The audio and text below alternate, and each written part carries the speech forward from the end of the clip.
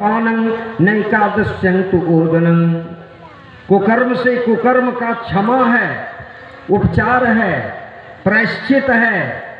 लेकिन एकादशी के दिन एकादशी करने वाले भात खा ले, चावल खा ले, चूरा खा ले या चावल संबंधी कोई चीज खा ले चावल से बना हुआ, तो इसका कोई भी चांद्रायण व्रत कथा सुनने पर भी उपाय नहीं है ये पाप काटने का।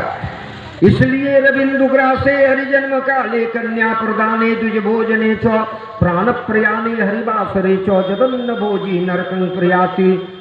अगर आम अनाज खाए तो नरक हो सकता है, लेकिन भात अगर खा ले, चावल खा ले तो एकादशी व्रती कीड़ा मकोड़ा की जोनी को पाता या कीड़ा मकोड़ा खाने वाले जोनी को प्राप्त करता है। और भीम में ये अवगुण था, वो चावल का बड़ा प्रेमी था, एकादशी उससे हो ही नहीं पा रहा था। अंत में मां कुंती बोली कि बेटा, ज्येष्ठ मास के शुक्ल पक्ष की एकादशी का नाम है निर्जला एकादशी। कम से कम अगर 2400 एकादशियां 2600 एकादशियां तुम नहीं कर पाओ, एकादशी 26 बहन है। जो दुष्ट राक्षस सनासुर के पिता मूर के हत्या के लिए बद्रीनारायण में विष्णु के देह से निकली हुई शक्ति, ये 26 बहन है एकादशी। 12 महीनों के दोनों पक्षों का अधिकार 24 बहन को दिया गया, और 2 पद्मा और परमा जो बच रही थी उसको पुरुषोत्तम मास के 2 पक्ष का अधिकार दिया। पुरुषोत्तम मास माने मले मास, अधिक मास, ये दोनों को जोड़ने पर 26 एकादशियां होती है। 26 में एको को एकादशी भीम नहीं कर पा रहा। अंत में भीम से यही कहा गया कि कम से कम ज्येष्ठ मास के निर्जला एकादशी को कर लो, तुमको 2600 एकादशी करने का फल मिल जाएगा। ये प्रयास किया 1-2 वर्ष तक, निर्जले के दिन उपवास रहने का नहीं रह सका, खा ही लेता था कुछ न कुछ पेटू मल, इनसे रहा नहीं जाता। एक बार कोई शिकार में भीम गया और 10वीं के दिन और 10वीं के रात वो शिकार के पीछे दौड़ता रहा। 10वीं का सुबह सूर्योदय से पहले वो शिकार से आया, आने के बाद लेट गया, सो गया, और द्वादशी के दिन जाके जगा। इतना थका था कि सुतले रह गया पूरा एकादशी। देवताओं ने ऊपर से फूल की वर्षा की और इसको गुप्त एकादशी का फल मिला, क्योंकि एकादशी के दिन सोए रह गया। इसलिए जेठ मास की शुक्ल पक्ष की एकादशी का नाम भीमसैनी एकादशी। भीम ये व्रत सो करके किया है, अनजान में किया, और भीम का नाम भीमसेन पड़ा।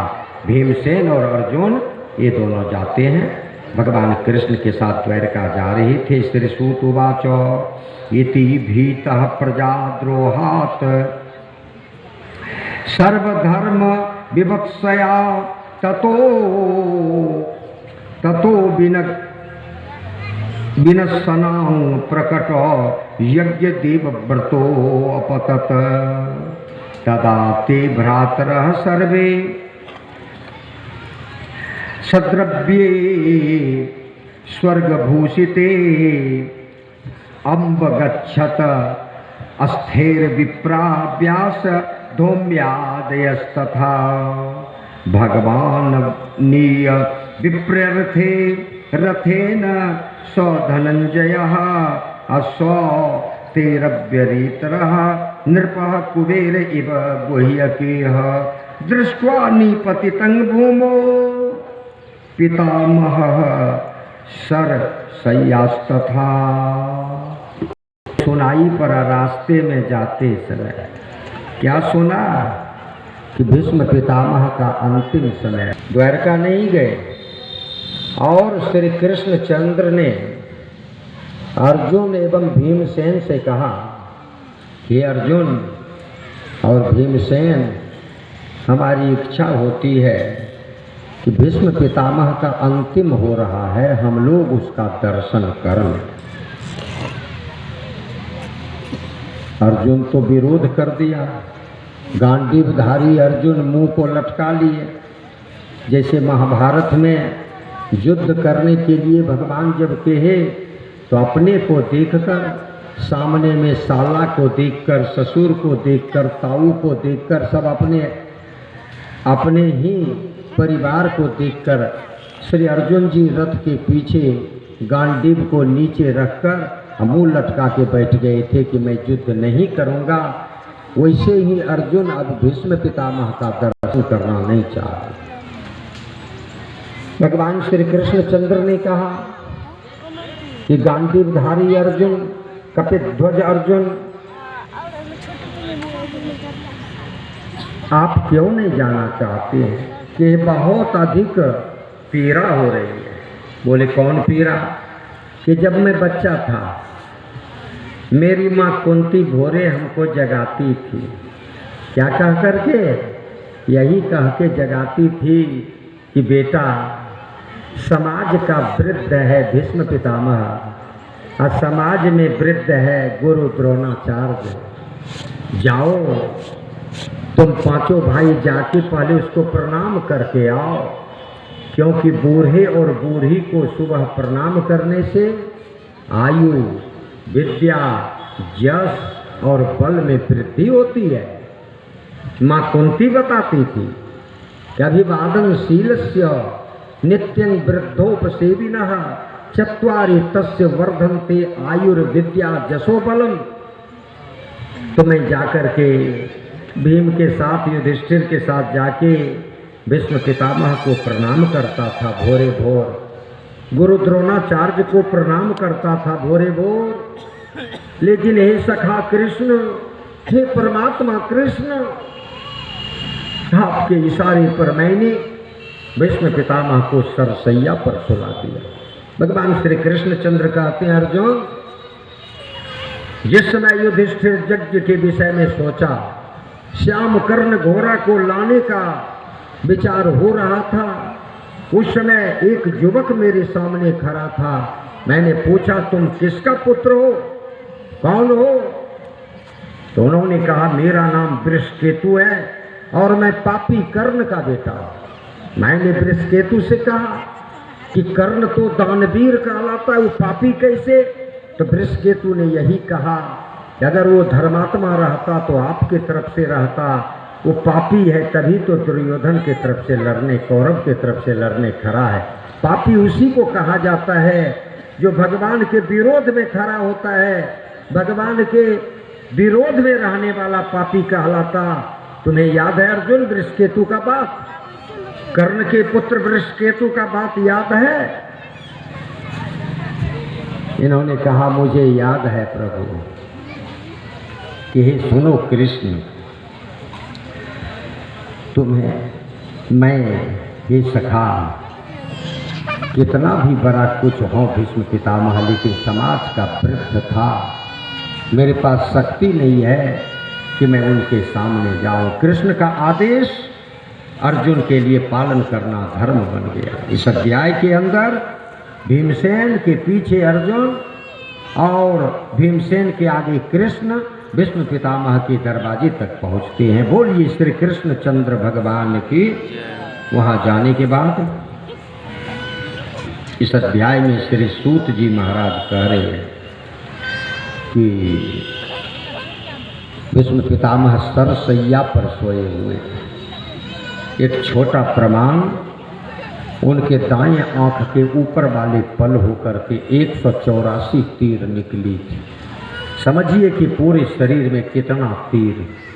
जब दाएं आंख के ऊपर वाले पल होके 184 तीर चुभी है, तो समझिए पूरे शरीर में कितना तीर है और कितने पीड़ा में भीष्म पितामह जी महाराज है। इस स्थिति में भीष्म को आभास हो गया कि कोई शक्ति का आगमन हुआ है, और इन्होंने बड़ी ही गंभीरता के साथ थोड़ा सा उस सरसैया पर ही प्रकंपन की मुद्रा में आके और एक बाणी तीर के बीच से हवा को केंद्रित करके एक वाणी निकाल दिए भीष्म पितामह। इन्होंने कहा, कस्त्वम कुतः समागतोषि, तुम कौन हो, कहाँ से आए हो? परमात्मा कृष्ण ने कहा कि मैं वासुदेव, नंद नंदन, देवकी सूत, 2-4-5 गो कमल दल लोचन, ऐसे करके 5-10 नाम कृष्ण बोल गए। ज्यों ज्यों नाम बोले त्यों त्यों उनके स्वर को शक्ति मिली और तीर के गेप से, मैंने 2 तीर के बीच में जो जगह था उसी होकर के स्वर निकलना शुरू किया। अंततो गत्वा भीष्म ने कहा, हे प्रभु, सबसे पहले हमारा नमस्कार प्रणाम स्वीकार करें प्रभु। भीषण पीड़ा, इच्छा मृत्यु के कारण मैं अपने प्राण को रोक के रखा हूं। इतनी पीड़ा, हे प्रभु, बहुत दर्द। कृष्ण भगवान की आंख से अश्रुपात होने लगा। भीम जी के आंख से अश्रु की धार बह गई। अर्जुन के आंख से आंसू। प्रकृति शांत, बड़ा ही विभत्स दृश्य। परमात्मा श्री कृष्ण चंद्र ने कहा, भीष्म जी, पितामह जी, दुनिया में कोई पिता नहीं कहला सका, लेकिन इस आर्यावर्त की भूमि पर पिता तो दूर, पितामह भी नाजायज किया तो उसको भी सजा मिली। ये इतिहास बनेगा। जैसे त्रेता में विश्व में ब्रह्मांड पर जो सिद्ध को गति नहीं मिला, ये इतिहास साक्षी है कि भगवान राम की कृपा से सिद्ध को जो गति नहीं मिला, वो जटायु नाम के गिद्ध को गति मिल गई। भगवान के भजन में इतनी शक्ति है। जिस गति के लिए बड़े बड़े जोगी मुनि महात्मा सन्यासी बैरागी त्यागी उदासी तपस्वी आचारी अघोरी ललचते हैं। थके देव साधन अनेक करी, सपने हुन देत दिखाई, हो रघुबर राबरो योहन बराई।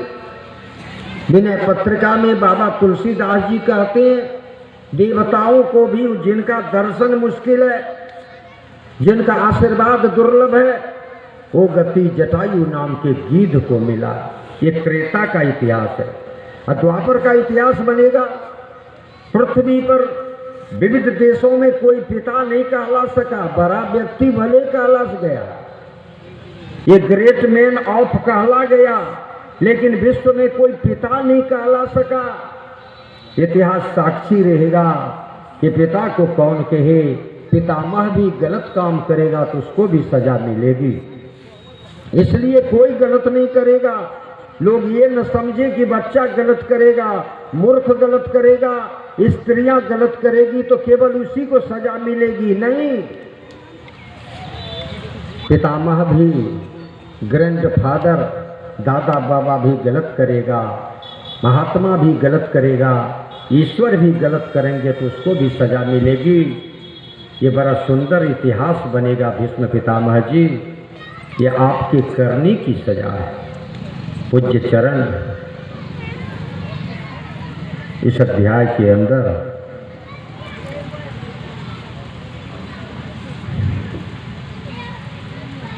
बहुत से आगे बढ़कर के मैंने आपके बीच चर्चा कर दिया। यहाँ अंतिम श्लोक में सूत जी बता रहे हैं कि भीष्म पितामह को भगवान कृष्ण ने कहा कि आखिर इतने पीराबे अपने मुट्ठी को खोल क्यों नहीं रहे, प्राण को खोल क्यों नहीं रहे? शरीर से प्राण को अलग कर लीजिए, कोई कष्ट नहीं। जब तक ये शरीर पर है तब तक शरीर के दुख सुख का भागी आत्मा को होना पड़ता है भीष्म पितामह जी। और जब इस शरीर पर से उतर जाएगी आत्मा तो शरीर को काट दे, जला दे, गला दे, इसका मात्रा स्पर्शास्तु कौन्तेय शीतोष्ण सम दुःखदा आगमा पाइनो अनित्याः तां तितिक्षस्व भारत। महाभारत के मैदान में, महाभारत के गीता पर्व में अर्जुन को भगवान श्री कृष्ण ने समत्व योग की स्थापना के समय यही बात कृष्ण जी सुनाए थे। आज भीष्म के सामने में भी यही बात रख रहे। जैसे आप जा रहे हैं कहीं बाहर, रास्ते में नाव पर सवार हो गए, बीच मझधार में नदी में जब नाव डोलने लगी, हिलने लगी, तो आप क्या बोलते हैं कि हे नदी के देवी, नदी के देवता, नाव को बचाइए, नाव को बचाइए। क्योंकि नाव को बचाना ही अपने को बचाना प्रतीक होता है उस समय। ठीक उसी प्रकार से फिर नाव पर से उतरकर आप दूसरे सवारी पर चढ़ गए, बस पर चढ़ गए, ट्रेन पर चढ़ गए, एरोप्लेन पर चढ़ गए, कहीं कोई दूसरे वाहन पर चढ़ गए, और जब बस खाई के तरफ चलने लगा और आप सुन रहे हैं समाचार में कि नाव डूब रही है, तो आप एक बार भी नहीं कहेंगे कि हे प्रभु नाव को बचाइए। अब आप कहिएगा कि ब्रह्मा के औरस पुत्र विश्वकर्मा आप बस को बचाइए। क्योंकि जब तक आप नाव पर हैं तब तक नाव की ही पीड़ा, नाव की ही सुरक्षा आपका धर्म है। और जब नाव पर से उतर के बस पर चढ़ गए तब बस की सुरक्षा आपके हाथ में। वैसे ही जब तक ये आत्मा मानव तन में है तब तक इस तन की सुरक्षा, इस तन की पवित्रता, इस तन की रक्षा धर्म बनता है। तो आप इसका त्याग क्यों नहीं कर देते हैं? भीष्म ने कहा, महाराज ये संक्रांति काल को आने में थोड़ा देर बचा हुआ है, अभी मोक्ष का दरवाजा बंद है। अभी प्राण त्यागने पर 10 नरकों की यातना सहनी पड़ेगी। अग्निमा, बर्फिमा, पुनामक, काकोल, तप्त तेला में, तप्त बालुका में, तप्त शिला में, कुंभिपाक, रौरव, महारौरव, ये 10 यातना का भागी बनना पड़ेगा। अगर संक्रांति काल में मैं देह का त्याग करूंगा कन्हैया जी, श्री कृष्णचंद्र, तो सीधे मैं स्वर्ग को प्राप्त कर जाऊंगा। इसलिए मैं प्राण को इतनी पीड़ा में भी इस देह से नहीं त्याग रहा। भगवान श्री कृष्ण रोते हुए पूछते हैं, भीष्म जी, जब आप खुद अपने से इस देह में प्राण को रोके हैं तो पीड़ा का व्याख्या करना ये कोई धर्म बनता है? इस अध्याय के अंदर भीष्म ने कहा, हे पूज्य प्रभु, धर्म तो नहीं बनता है, लेकिन मैं आपसे पूछना चाहता हूँ कि हम जन्म से आज तक को देख रहा हूँ, सुबह से सुबह तक को देख रहा, शाम से शाम तक को देख रहा, हमने ऐसा कोई पाप नहीं किया, ऐसा कोई कुकर्म नहीं किया जिसके बदले में ऐसी सजा हमको मिलनी चाहिए। कुकर्म कहा गया है, पाप नहीं। पाप कट जाता है, कुकर्म नहीं कटता है, याद रखिएगा। पाप और कुकर्म में आकाश जमीन का अंतर है। पाप कट जाता है। आप बिशनपुर बाजार में किसी बनिया के दुकान में बिस्कुट चुरा लिए, पाप किए, पंचायत स्तर पर फैसला हो जाएगा, मुखिया जी सरपंच साहब आएंगे, फैसला कर देंगे, गणमान्य आदमी फैसला कर देंगे, पाप कट जाएगा। किसी के जमीन का आर काट रहे हैं तो पाप कर रहे हैं, कट जाएगा। बगल वाले को बल होगा, सरकारी अमीन आएगी, वो निकाल देगा, पाप कट जाएगा। किसी के खेत का भुट्टा तोड़ रहे हैं तो पाप कर रहे हैं, फिर अगले साल भुट्टा लग जाएगा मकई में, पाप कट जाएगा। किसी का दूध चुरा रहे हैं तो पाप कर रहे हैं, फिर गाय के भैंस के थन में दूध जमा होगी, पाप कट जाएगा। नख काट रहे हैं तो पाप कर रहे हैं, फिर नख बढ़ जाएगा, पाप कट जाएगा। माथा का बाल काट रहे हैं, पाप कर रहे हैं, लेकिन जब बाल बढ़ जाएगा तो पाप कट जाएगा। स्त्री को सता रहे हैं तो पाप कर रहे हैं, दूसरी स्त्री कर लेंगे, पाप कट जाएगा। दोस्त से लड़ रहे हैं, पाप कर रहे हैं, दूसरा दोस्त बना लेंगे, पाप कट जाएगा। लेकिन कुकर्म नहीं कटता, कुकर्म की सजा होती है। जैसे नख काटना पाप है, किसी का नख काटे तो पाप किए, जल से हाथ को धो लीजिए, आचमन करके थोड़ा जल माथा छीट लीजिए, पाप कट जाएगा। लेकिन किसी का उंगली काट रहे हैं तो पाप नहीं कर रहे हैं, कुकर्म कर रहे हैं। ये तब तक रहेगा जब तक कि आपकी उंगली नहीं कटेगी। ये जन्म में या किसी जन्म में किसी के माथे का बाल काट रहे हैं तो पाप कर रहे हैं, बाल कटवा रहे हैं तो पाप कर रहे हैं। स्नान कर लीजिए, पाप कट जाएगा, याद रखिए। लेकिन किसी का गला काट रहे हैं तो पाप नहीं कर रहे हैं, ये कुकर्म कर रहे हैं, इसकी सजा होगी। बनिया के दुकान का बिस्कुट चुराए तो पाप किए, फैसला हो गया। लेकिन बनिया के गला को काट दीजिएगा तो मुखिया और सरपंच का बाप भी आपका भला नहीं कर सकेगा। इसके लिए न्यायालय का दरवाजा खटखटाना पड़ेगा, इसकी सजा होगी। इस जन्म में या किसी जन्म में जब तक आपका गला नहीं कटेगा तब तक ये मुक्त आप नहीं हो सकते हैं, इससे बरी नहीं हो सकते। पत्नी को सता रहे हैं, पाप कर रहे हैं, क्योंकि पत्नी अनेक हो सकती है। बहन को पीड़ित कर रहे हैं, ये सब दोबारा नहीं होता, इसका प्रायश्चित होता है। अगर माँ को कष्ट दीजिएगा तो पृथ्वी पर तब तक मातृहीन आपको हो के रौल अदा करना पड़ेगा जब तक उस ऋण से आप ऋण में हो। जंग माता पितरो क्लेशं सहेते संभवे निर्नाम नो तस्य निष्कृते भवति कर्तुं वर्ष सतीरपि। बेटा पुत्र माता पिता के ऋण से कभी भी ऋण नहीं हो सकता। माता और पिता जन्म के 9 महीना पहले से और जन्म के बाद 3 वर्ष तक जो सहता है, जो बर्दाश्त करती है, उसके बदले में पुत्र 100 वर्ष भी माता पिता का सेवा करके चाहे कि उस ऋण से उऋण हो जाए, नो तस्य निष्कृति भवति, उस ऋण से उऋण नहीं हो सकता। कर्तुं वर्ष सतीरपि, 100 वर्ष सेवा के बाद भी माता पिता के ऋण से पुत्र उऋण नहीं हो सकता। मेरा एक निवेदन है,